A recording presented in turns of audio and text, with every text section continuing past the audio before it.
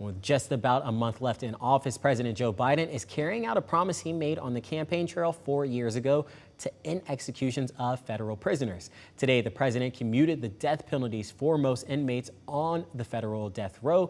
Each of those inmates will now serve life in prison without the possibility of parole. Erica Brown has more details from the White House. President Biden announced a reprieve for 37 of the 40 death row inmates in federal custody. Most of the inmates were sentenced for crimes related to the killing of fellow prisoners, prison guards, or drug-related crimes. In a statement released this morning, the president said he condemns these murderers and grieves for the victims of their despicable acts. He added he's more convinced than ever that we must stop the use of the death penalty at the federal level.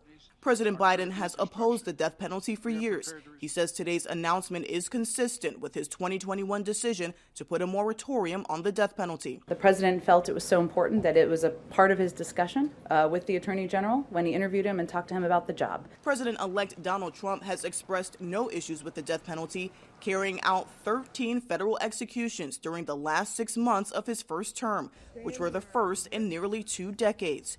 President Biden said, "In good conscience, I cannot stand back and let a new administration resume executions that I halted." Biden did keep the death penalty in place for 3 inmates convicted of mass murders.